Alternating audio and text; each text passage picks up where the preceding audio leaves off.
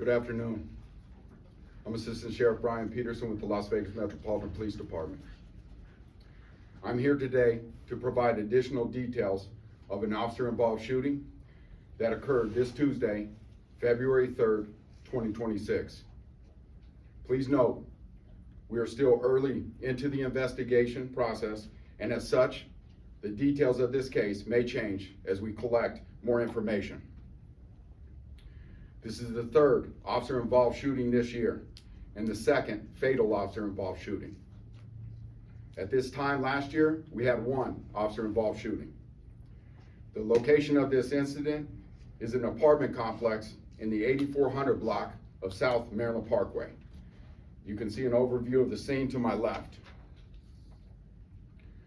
The officers involved in this incident are Jonathan Lowe. He is 39 years old and has been with LVMPD since 2019. He was armed with a Geisley 223 rifle with an optic and tactical light. The investigation revealed he fired 3 rounds. The second officer involved is Damon O'Donnell. He is 26 years old and has been with LVMPD since 2024. He was armed with a Springfield Prodigy 9mm handgun equipped with a tactical light. The investigation revealed he fired 2 rounds. Both officers are assigned to our Enterprise Area Command, which is part of our Community Safety Division. The suspect in this incident is identified as Quentin Baker. He was 28 years old, 5'9", and 170 pounds. Baker was armed with a Glock 43X handgun.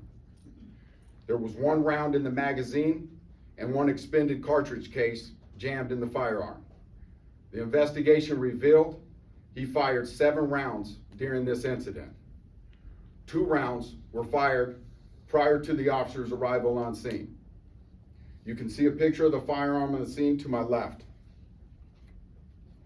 The following are Baker's charges had he survived: murder with a deadly weapon, kidnapping with a deadly weapon, assault with a deadly weapon, 2 counts, assault with a deadly weapon, domestic violence related, battery domestic violence by strangulation, battery with a deadly weapon on a protected person, and child abuse.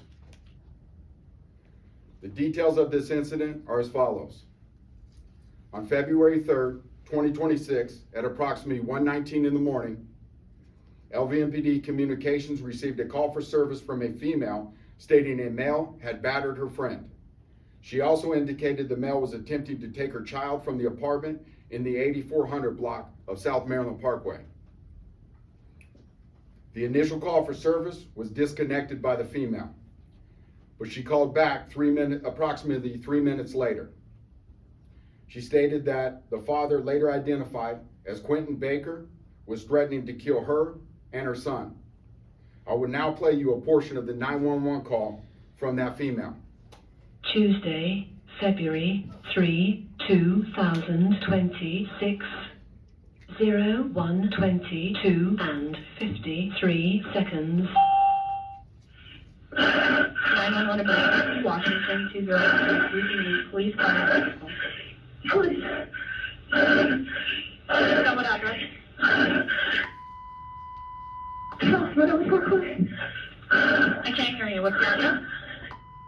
South Maryland Parkway. Is it a house or an apartment? Apartment. What's the apartment number? What's your name?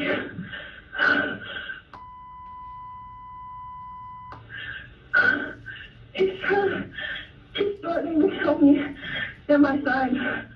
I'm outside. He literally beat me and threw me downstairs. Now I see my son. He's crazy. Where's your son? He's in the house with him. And that's with his father? Yes. Where are you at right now? I'm outside. I fucking told you. Like, I was Where there. outside? I'm literally. We have officers standing on the way in the there. parking lot. In the parking lot. Oh my God, please. He nothing to my baby. He just tried to kill me. He's gonna hurt my What's his baby. name? While en route, officers learned that Baker had discharged his firearm twice towards a vehicle leaving the parking lot, and that Baker had taken his son and left in a vehicle. As officers arrived, they contacted the female outside. She told them that Baker was back inside the apartment with her child and that he was armed with a gun. She stated that Baker had pointed a gun at her and she believed she was going to die. She also stated Baker told her, quote, "If you don't tell them to call this shit off, and if they try to come up these stairs, I'm blowing the child's brains out and I'm blowing mine out. You won't have neither one of us." Baker also said he would not go to jail and that police would have to kill him. I will now show you body-worn camera video of officers speaking with the female. How's it going? Hold on. Wait, he said that if you guys come, he's gonna kill the other baby. Where is he? He's upstairs in the house. That's the guy. He said that if you guys come up there, he's going to kill the baby and me. I never dealt with anything like this. First time he's acted like Is this. it the one with the orange light? Yes. Okay. I don't know what to do. Okay. My priority is my Okay. baby.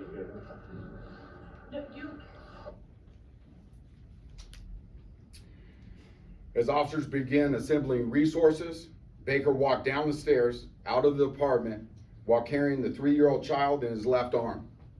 Officers began issuing verbal commands to Baker, but he refused to comply.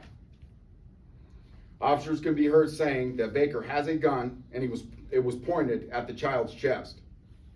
Baker continued to walk towards officers with the gun pointed at the child.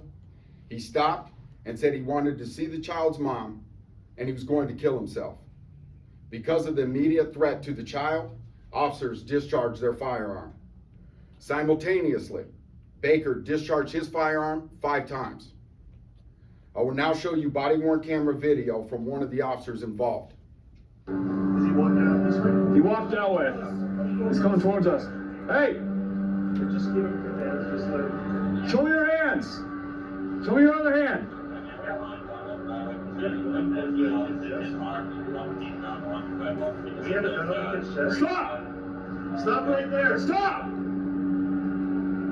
Is he got a gun to the chest? Hey, the gun! Move back. You move back because he doesn't have sight up. Hey, you need to put that down, man. Hey, take the shot.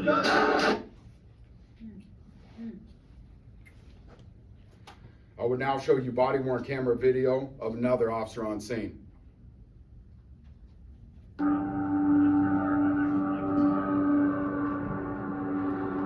Hey, I moved on the stairs.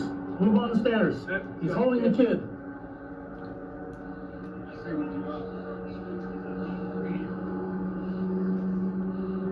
He's heading north. I'm losing sight. I've lost sight of him.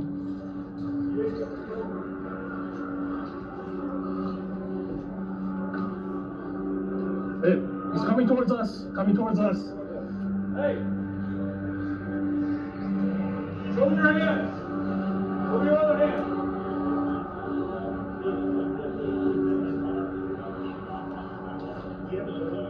Stop! Yep. Stop! You have something? Back. Back here.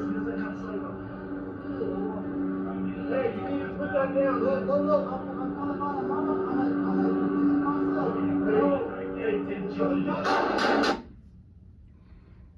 So right there you can see Baker has the gun pointed at the child's chest.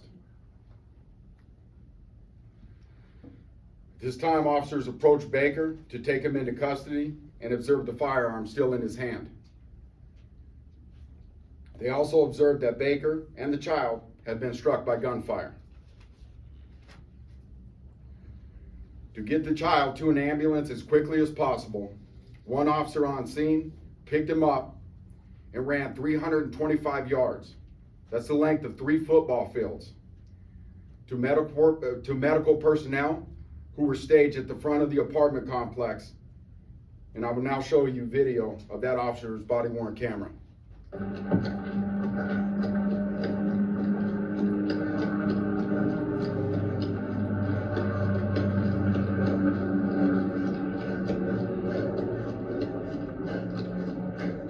Sorry, buddy. It's okay. Hey, I'm from the guy.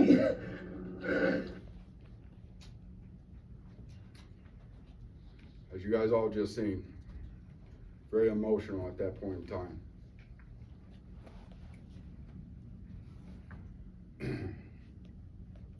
The child was transported to a local hospital where he was later pronounced deceased. Officers rendered aid to Baker, but he was pronounced deceased at the scene. Through the course of the investigation, detectives were able to determine that the child was struck in the head by a close contact gunshot wound when the suspect discharged his weapon. It was also discovered that one of the rounds Baker fired ricocheted and struck one of our officers in the foot. Here is a picture of the officer's boot. He did suffer a bruise and a cut on his foot. Here is a picture of the graze to his boot.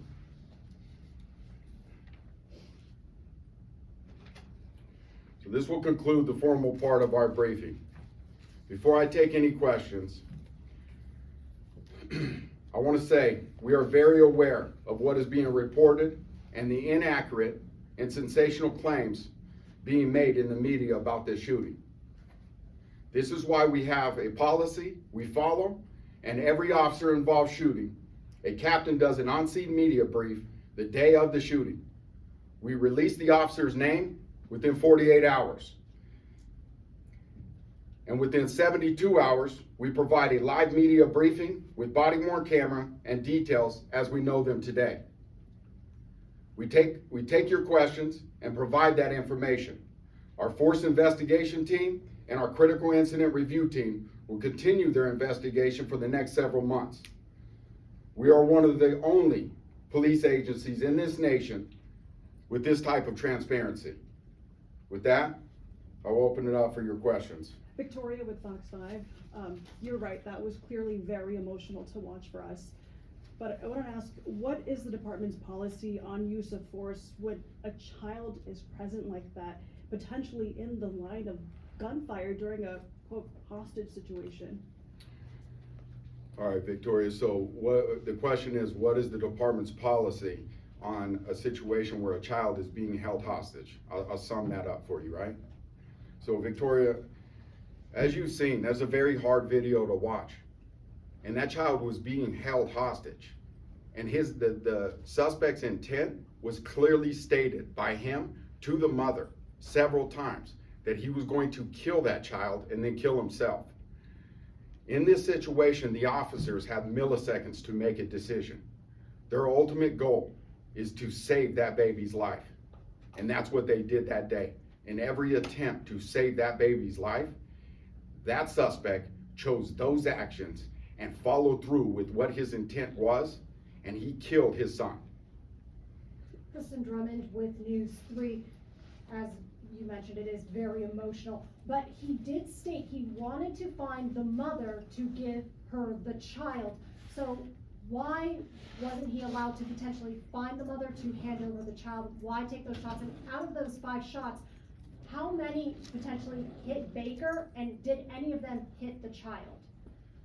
Okay, Kristen, I'm gonna try to ask multiple questions in that. So I'm gonna try to get to all of them, but let me just state something, okay? Because what you stated first, that he was trying to get the child to his mother, that's inaccurate. That's not what he said. He said, I'm going to kill myself. I'm looking for the mother. So what that would state with all of his intentions is he's trying to fulfill what he already said that he was going to do and wanted her to witness this. But officers can't allow a guy with a gun pointed at a child to continue to advance and put more people in jeopardy, more people in harm's way. That can't happen. So this is the choice that the officers were confronted with. And this is why policing is not pretty, and it's very difficult, and officers are tasked with responsibilities that some people will never face in their entire life. They have to make these kind of choices. And unfortunately, for that suspect, he chose those actions of pure evil that day. I don't think I answered all your 5 questions, rounds so. were fired. Yes. How many hit Baker, and did any of them hit the child? So the question is, 5 rounds were fired, did any of them hit Baker, and did any of them hit the child? So the autopsy has revealed that Baker sustained 4 gunshot wounds and the child sustained 3. We know that 2 of those to the child, the close quarter contacts came from the father. The child did sustain 1 in the leg, and that is going to be determined through further investigation by the coroners and forensic to be determined where that round came from. This is Joshua, 8 News Now. One of the questions, the family seems to take issue with the way police responded to this hostage situation. And we saw the video and how tense, and I know right now we're just playing Monday morning quarterback, but what would you tell the family who seems to take issue with the way police responded to the situation? The family of the child. So the family of the child, I understand, they just lost their child. It's very difficult. They're very emotional with this. That's understandable. But understand, we get to sit in this room and ask those kind of questions. You've seen what those officers encountered that day. You've seen what was in front of them. They made a choice to try to save that child's life, and the father of that child chose otherwise and shot and killed his own child. Pure evil. Has this guy ever been on your radar before, the fire Quinton Baker? Any history with the Metro Police Department that you know of? He is not. Nothing, no contact with us previously, and there was no calls for service previously to that address. They had moved in the middle of January, and there was no calls for service or no contact previously here in Las Vegas. And do you know how quickly from the time your officers responded, and I know you mentioned that at one point he took a child in a car and left, and then your officers arrived. Can you walk us through the time from when your officers arrived to when they saw him with the gun, with the gun and the child? So I don't have the timeline right in front of me as to how quickly they arrived and how the dynamics of him leaving, when he came back. I don't have that full timeline, so I don't want to misrepresent any times and be inaccurate on that. But as you've seen, she came out, she stated he was in the apartment. Our officers were trying to formulate a plan, and he advanced very quickly on our officers with the firearm pointed to our officer's chest. I'll take one more question and that'll be it. Go ahead. Sasha, I had a question. I wanted to know, it's been a lot of officer-involved shootings that have been involving domestic disputes. Do you have anything to say to the city as far as how to stop this or how they should navigate these domestic issues?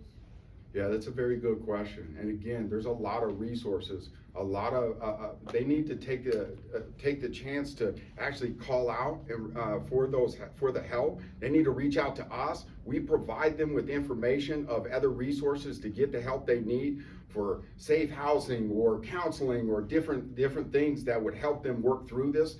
But yeah, we've seen 2 this year already, hostage situations with guns pointed towards family members, and it's ended in 2 fatal shootings. One more question, because I know you had. Yeah, thank you. Sasha from Channel 8. You were talking about the emotional toll that these officers went through seeing this. How are they doing now? It's been a few days. I'm glad I took your question, and thank you for asking about our officers. Extremely tragic situation, very difficult for anybody to have gone through that and be on scene and deal with that. Very difficult, not only for our officers, but our crime scene analysts, our investigators that have to watch these videos over and over again. You guys just seen how difficult that is. But thankfully to our sheriff, he came in with the vision of creating the Wellness Bureau, and he's done a very good job of achieving that vision. We have a Wellness Bureau that sees 450 officers and family members a month. They were on scene that night, called out to that situation, and we're dealing with our officers and everybody that was on that scene to help them work through this difficult situation, and they will continue to do that throughout this entire process. Thank you guys. Have a good day.